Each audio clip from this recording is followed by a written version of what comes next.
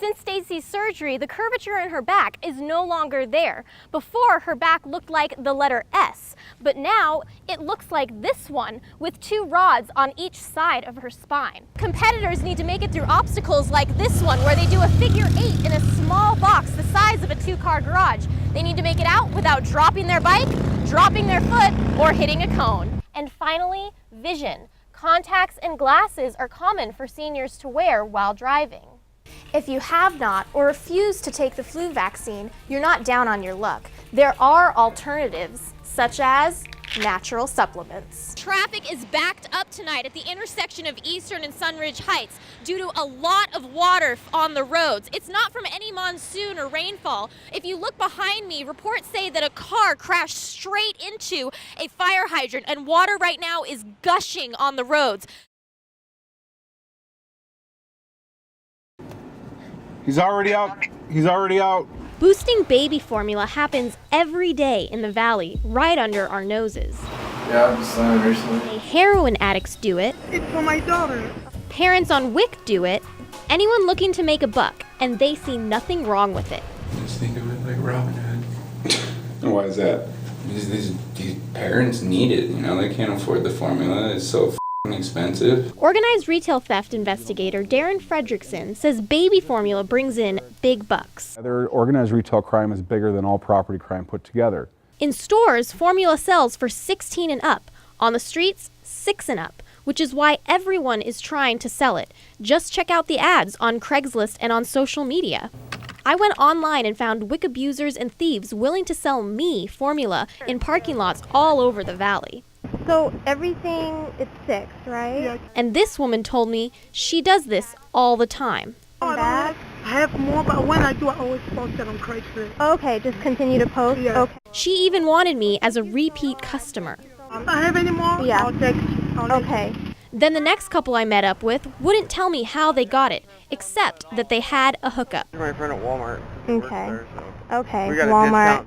All they would guarantee was that it was safe. They're good. I wouldn't They're good. They're not Yeah, expired. no, that's totally fine. Darren says many of the WIC abusers become thieves because there's a lot of money in the business. Darren busted this father stealing formula with his kids in tow. So, like, how often a week do you do it? Sometimes twice a week. Lately, at first it started off with me doing it a lot, maybe 4 times a week. And he relies on baby formula to pay his rent. And these WIC abusers and thieves are costing you a fortune, whether you buy formula or not. Every American pays about $450 a year to cover retail theft.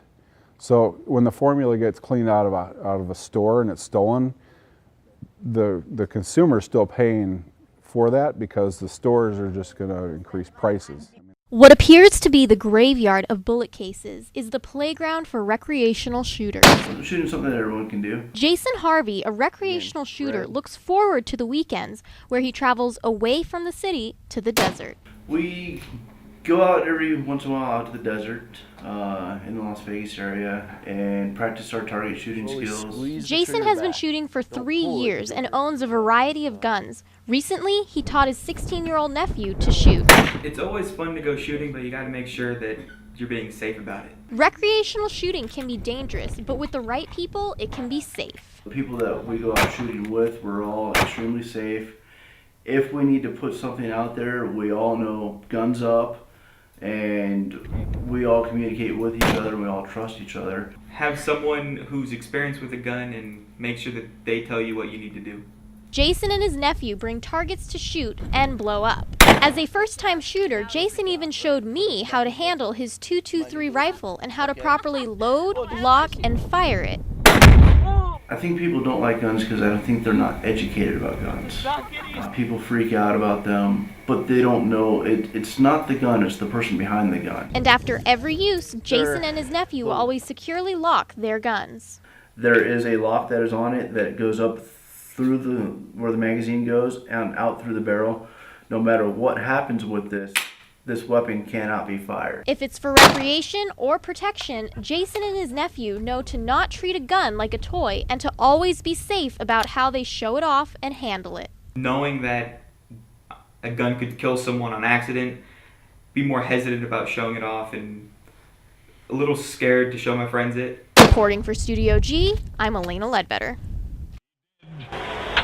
Babe Ruth is an American icon whose memorabilia is sought after around the world, and collectors then and now will do just about anything to get a piece of his history. I just kind of stumbled on this one because I knew how nice it was. Jim Clemens bought this ball from auctionzip.com for $1,450 and thought it was the real thing because it came with an authentication from AAU, a company he knew well from the show Pawn Stars. After he got the ball in his hands, he thought he hit the jackpot. This ball potentially could be worth over $50,000, easily. Jim wanted confirmation and flew to New Jersey to meet with James Spence Authentication, who's considered an authority on sports memorabilia, and got some bad news. And he said, Jim, how much did you pay for the ball? And I told him, he said, well, you paid $1,500 too much. According to JSA, the ball was made after Babe Ruth had died, so it couldn't be real.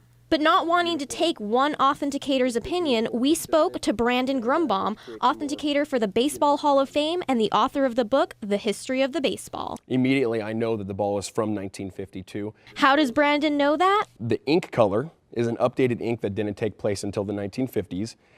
And just basically the punch holes, the quality of the leather, the stitching, all show the more modern design of the baseball. Before striking out, we needed to go straight to the source, AAU. So we spoke with founder and president, Mark Goldman. It's just an opinion. Goldman believes his authenticator, Drew Max, is 100% correct.